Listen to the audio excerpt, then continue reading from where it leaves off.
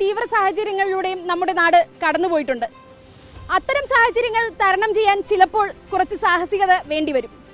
അങ്ങനെയുള്ള ഒരു സംവിധാനത്തിലാണ് ഞാനിപ്പോഴുള്ളത്, Burma bridge. ഇതിന്റെ പ്രവർത്തനം എങ്ങനെയാണെന്ന് ഒന്ന് നോക്കി വരാം.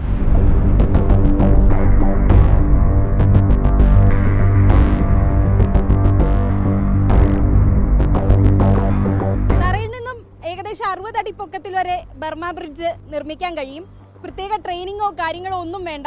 ഒരു എമർജൻസി സിറ്റുവേഷൻ വന്നാൽ എങ്ങനെ രക്ഷപ്പെടാം എന്നതിനൊരു ഉത്തമ ഉദാഹരണമാണ്. സൂക്ഷിച്ച് ഈ കയറിലൂടെ ഈ കെട്ടിന്റെ നടുവിൽ കാല് വെച്ച് പതുക്കെ പതുക്കെ നടന്നാൽ നമുക്ക് ഇപ്പോൾ പ്രളയമോ വെള്ളപ്പൊക്കമോ അങ്ങനത്തെ സാഹചര്യമാണെങ്കിൽ രക്ഷപ്പെടാൻ കഴിയും. പലയിടങ്ങളിലും നമ്മളിപ്പോൾ ഈ പരിശീലനത്തിൻ്റെ ഭാഗമായി നമ്മളിത് കെട്ടി പഠിപ്പിക്കുന്നുണ്ട് ആൾക്കാരെ. നമ്മളിപ്പോൾ നമ്മുടെ അക്കാഡമിയിലായാലും ഞങ്ങളൊക്കെ ഇത് ആദ്യം നാഗ്പൂരിൽ പോയിട്ടാണ് പഠിച്ചത്. അതിനുശേഷം ഞങ്ങളുടെ അക്കാഡമിയിൽ ഇത് സ്ഥിരം പഠിപ്പിക്കുന്നുണ്ട്. ഇപ്പോൾ ഇറങ്ങുന്ന എല്ലാ ബാച്ചുകൾക്കും നമ്മളിത് പഠിപ്പിക്കുമ്പോൾ ഭാവിയിൽ ഇത് ആവശ്യം വന്നാൽ ഉപയോഗിക്കത്തക്ക രീതിയിലേക്ക് നമുക്ക് കൊണ്ടുവരാനാണ് നമ്മൾ നോക്കുന്നത്.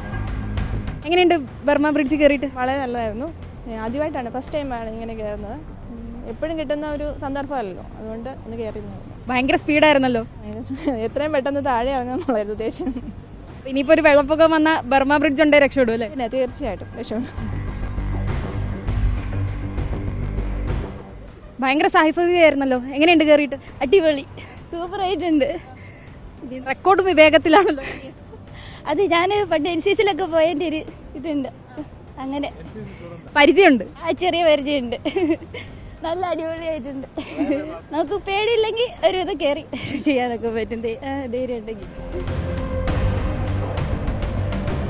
കേരള ഫയർ ആൻഡ് റെസ്ക്യൂവിന്റെ കോട്ടയം യൂണിറ്റാണ് മേളയിലെത്തുന്ന സാധാരണക്കാർക്കെല്ലാം തന്നെ ഈ ബർമ ബ്രിഡ്ജിലൂടെ കയറി സൗജന്യമായ ഒരു പരിശീലനം നടത്താനുള്ള അവസരമൊരുക്കുന്നത്. നമ്മൾ എത്രയോ ദുരന്തങ്ങൾ അതിജീവിച്ചവരാണ്. അപ്പോൾ ഇനി എന്തെങ്കിലും ഒരു പ്രതിസന്ധി വരുമ്പോൾ തീർച്ചയായും ബർമ ബ്രിഡ്ജ് പോലെയുള്ള സംവിധാനങ്ങൾ നമ്മളെ സഹായിക്കും. വീഡിയോ ജേർണലിസ്റ്റ് രഞ്ജിത്ത് കളത്തിപ്പടിക്കൊപ്പം reporter Anjana Anilkumar, in reporter, Kottayam.